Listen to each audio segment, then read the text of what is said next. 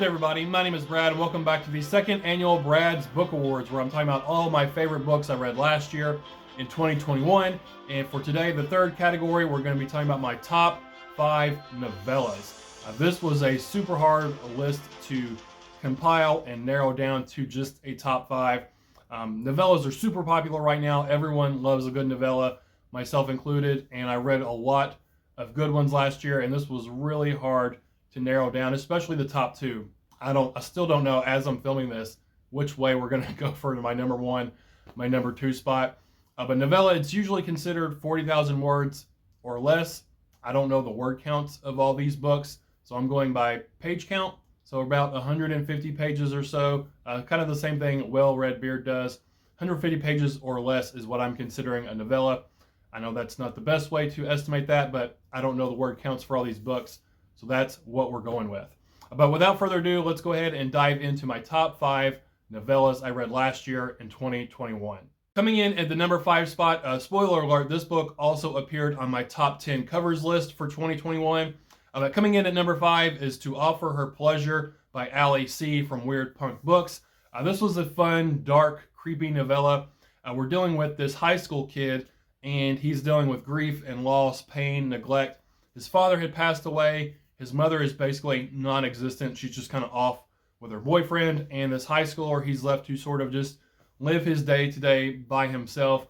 He really misses his dad, though. He really misses his dad, and down in the basement is a lot of his dad's things. And so he's sort of going through his dad's old stuff, his old books and things, just trying to remember his dad and bring as much of his dad back as he can. He finds this book, and he opens it to read it, and he can't read it. The words are all jumbled up. They're kind of moving across the page. A very weird, creepy kind of book. And then he starts seeing these visions, or maybe this real manifestation of this antlered woman, like the woman on the cover. And things go downhill from there. I won't say too much more about it. But yeah, it was a really creepy look at, like I said, loss and grief and neglect, and those manifestations that those emotions can cause in a person, whether they are real, whether they're imagined, whatever they may be. And sort of, they manifested in the form of this antlered woman, this antlered being. Was she real? Was she not real? Was it all in his head? You'll have to read and find out for yourself. But coming in at my number 5 spot is To Offer Her Pleasure by Allie C. from Weird Punk Books. Up next at my number 4 spot, and this book is right on that edge. It's like 151, 52 pages, but this is my list, so I'm still going to count it as a novella, so it's the top of that tier. But coming in at number 4 is Benny Rose, the Cannibal King by Haley Piper. And this is book number 4, I believe, in the Rewind or Die series. But this is a slasher Halloween story, which is just completely right on my alley. I love Halloween stories. I love slasher films. Sometimes they translate good to the page, sometimes not. This one really did, because it's not your typical slasher. It feels like that at the beginning with this group of young, I believe they're high school age girls, and they're kind of having this sleepover, and they're going to initiate sort of the new girl in town into the town legend of Benny Rose, and they're going to prank her, they're going to scare her, that kind of thing. And of course, it doesn't go like it's supposed to. Horrible things happen. But I love the twist that Haley Piper put on this book that made it feel different than your average slasher, especially with the villain, the creature, the character of Benny Rose in the ending. I absolutely loved the ending to this book. It was almost comical in a way, but not laugh out loud, like slap your knee funny, and just kind of chuckling to yourself like, I can't believe that Haley Piper went there, that this is what she did, which was amazing. I loved the ending to this book. It was brilliant. It was bleak. It was brutal. All the B words there. But yeah, this book is fantastic. This novella is fantastic. I love Haley Piper as an author. I've read a few of her things now, and she's just a can't miss author for me.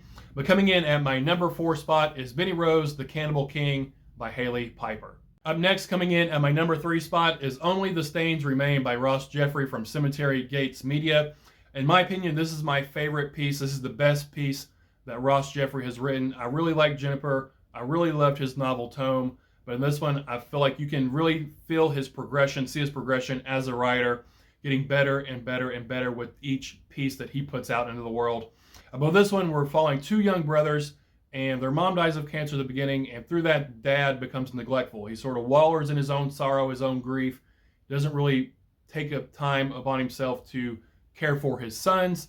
And then the three uncles come in, and with them they bring the darkness. They enact these horrible atrocities and acts of violence, sexual violence, trauma, emotional stress, all that kind of stuff on these boys. If there's a trigger warning, this book definitely has it. But through that, it's leaving these emotional stains and scars upon these boys, both mental and physical, and how those stains and scars, they don't go away with age or time. They're always there. They never fade away or disappear. But what I really thought was really, really well done with this book is that Ross, he would take you right to the edge of these horrible things without stepping over it. Like, you know, as the reader, what is going on, but Ross doesn't have to spell it out in all these graphic details. It's the sort of nuance to the writing that you know exactly what's happening without him having to spell it out for you, which I thought elevated this above just something that was just for shock value, kind of that kind of thing. A lot of people compare this to Jack Ketchum's The Girl Next Door. I have not read that, so I can't make that comparison, but if you have read that book and liked it, you'll probably like this book as well. But coming in at my number 3 spot is Only the Stains Remain by Ross Jeffrey from Cemetery Gates Media. And coming in at my number 2 spot, and honestly, number 1 and number 2, I had such a hard time picking which one would be over the other. And if you ask me tomorrow, it might flip-flop. It might be the other way around. These basically are both tied for number 1. But coming in at my number 2 spot is In the Scrape by James Newman and Mark Steensland. This one is from Silver Shamrock Publishing. This one is another one about 2 young brothers growing up. Their mother ran away from home, sort of left them behind with the dad, because the dad is a bit of a drunk. He's abusive. He's sort of neglectful, kind of hateful fellow. The mom left, and the 2 brothers, they don't really like their dad. They don't want to sort of come out and say that, but they want to run away from the dad and go out to California to be with their mom and live with their mom. They're bullied at home by their dad. They're bullied at school by the normal, the big bully going on at school. So everywhere they go, they don't really have any sort of freedom. Wherever they go, they feel like they're being bullied either by their own father or by this kid at school. So they just want to run away, get away from it all. So they go on this hunting trip with their dad, and they feel like this is their chance, this is their opportunity to get away, run away from home, and go to California to be with their mom. And then things go down from there. The ending to this book was just wild. I wasn't expecting it to escalate the way it did. I truly loved the ending. It was fantastic here. Overall, fantastic novella, coming of age going on here. It was great. Coming in at my number 2 spot is In the Scrape by James Newman and Mark Steensland from Silver Shamrock Publishing.